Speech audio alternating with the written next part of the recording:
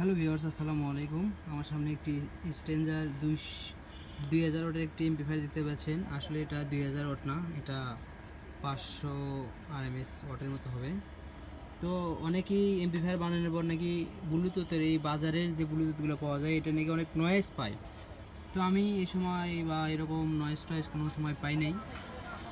আমি এই যে ফুল ভলিউম দিয়ে আমি বক্সের কাছে নিয়ে যাচ্ছি, ফুল বেস, ফুল ট্রিবল। অনেকেই মনে করবেন বক্সের লাইন হয়তো দেওয়া নাই, এই যে দেখেন বক্সের লাইন লাগানো আছে। এই যে আমার বক্স, আমি যদি একটু বক্সের কাছে নিয়ে আপনাকে দেখাই, কোনো নয়েজ, কোনো ব্লুটুথের কোনো সাউন্ড আমি এখনও পাইনি এই ব্লুটুথগুলোয় এখনও। আশা করি বুঝতে পারছেন। আপনাদের একটু সাউন্ড এসে দেখাই।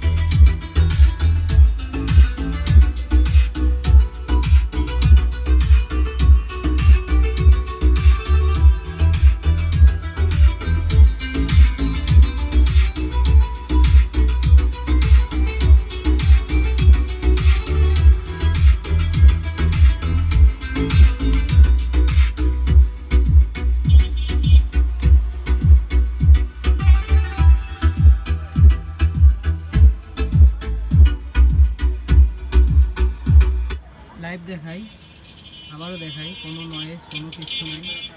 আবার বক্সের কাছে নিয়ে আপনাকে দেখাই, দেখেন কোনো নয়েজ বা কোনো কিছু আছে কিনা। অনেকেই নাকি এইগুলো ছেড়ে নয়েজ পায়, বা এই চায়না যে ব্লুটুথটা বাজারে কিনতে পাওয়া যায় এই নয়েজ পায়। আসলে লাইভ দেখে দিচ্ছি, আসলে তৈরি করতে জানলে সব কিছুই নিজের কাছেই।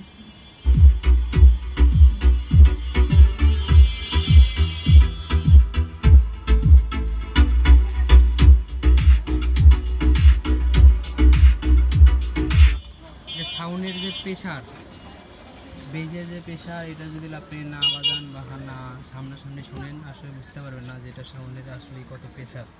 তো এখানে ইউজ করা আছে original 2AC transistor, original transistor.